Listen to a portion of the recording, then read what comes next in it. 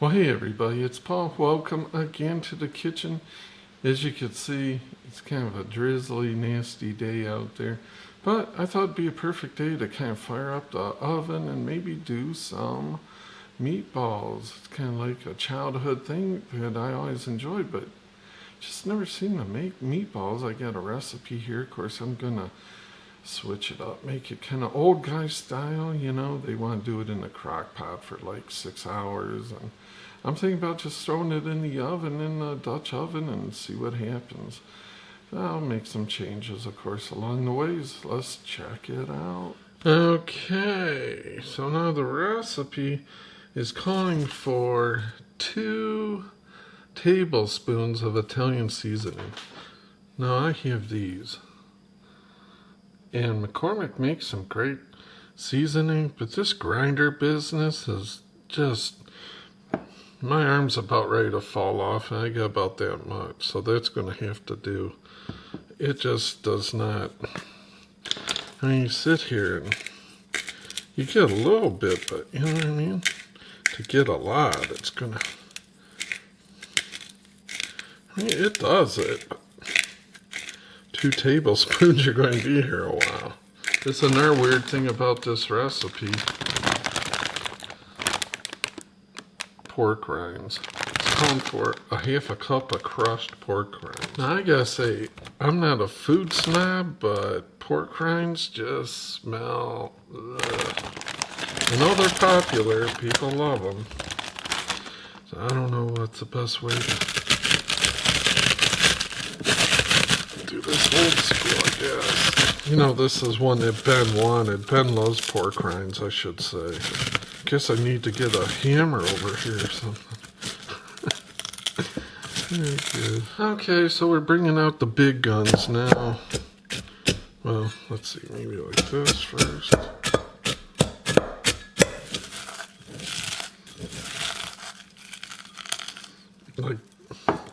I'm gonna take out some of these ones that I can't crush. Right?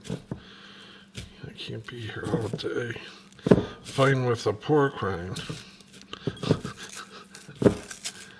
Good night. That's right about a half cup. Now I've got 2 eggs. I'm going to add to it with all the seasoning.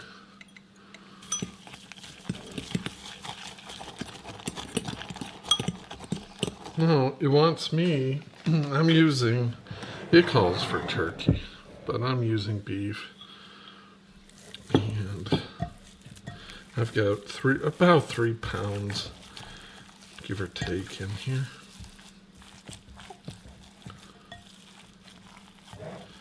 So now I'm going to add that to it.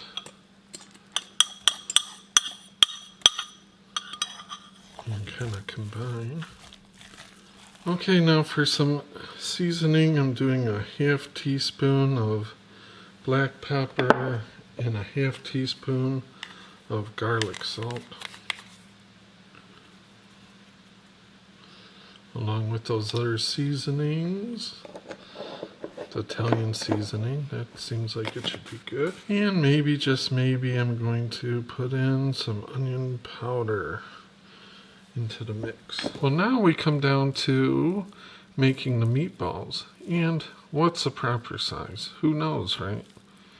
I'm just going to go with, I don't know, ping pong ball, golf ball size maybe. This is a little bit bigger, but I'm thinking smaller is better for this. Less is more, because I'll cut that one in half. I'm thinking the smaller ones are going to cook easier, better all the way through. The bigger you get, the longer probably you're going to have to work on it to get it cooked through. So they put this in a crock pot for like 6 hours, which is great. But the old guy, I'm always impatient. I'm always late, always in a hurry. I don't really want to do the 6-hour deal. I'm thinking, and that's why I'm putting it in my Dutch oven, I'm going to put it in the oven.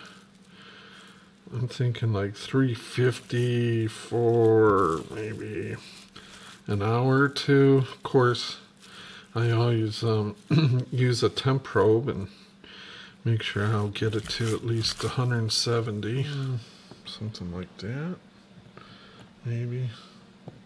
See if that'll go into one of these bad boys.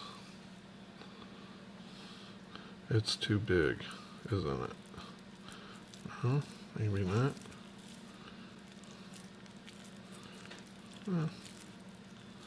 Sort of, kind of. I like cheese as much as the next person, but I don't think I want it to be 90% cheese. Okay, well, you guys get the idea.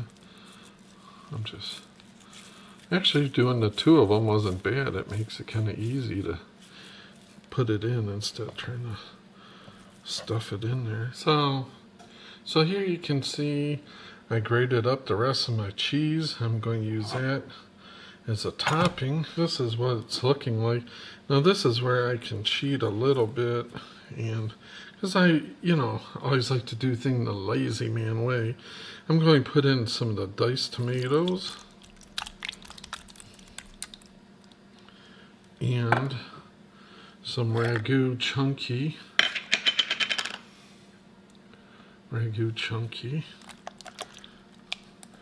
for our sauce. You can sit and make your own, if that's what you want to do. That's fine. It smells really good. I think I'll put the cheese on now. Maybe it's too early. But I honestly like my cheese browned a little, so we'll see how it turns out. I will pop it in and we'll see how it turns out. I'm going to put the lid on it. Alright, well here we have the finished product. I think it's looking pretty good. I got the temperature up to 190. I put it in for an hour. I checked it. Still need a little bit more time. So then I put it in for another 30. So an hour 30 is what I did. And I put a ton of cheese on here. Wow. You guys seeing that? That's nice. I love me some stringy cheese. Look at that. Man.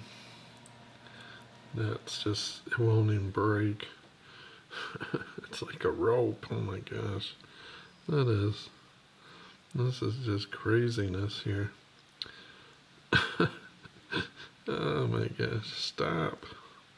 It's like the magician, when he starts pulling the scarves out of the hat or whatever, and they just keep coming and coming and coming. All right. So, they say the proof's in the pudding, so let me put this on a plate here. Just see how much cheese we can cut through it all. Wow.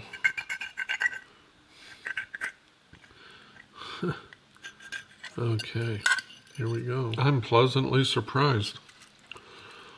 They are good. I don't taste the pork rinds or anything. I kind of thought, I figured they would go soft, and they did. And just a very good flavoring overall. So, I can't stop. So I would definitely make these again. Let me know what you guys think. It's kind of an unconventional way, but they are tasty. Anyways, thanks so much for the support. Thanks for stopping by.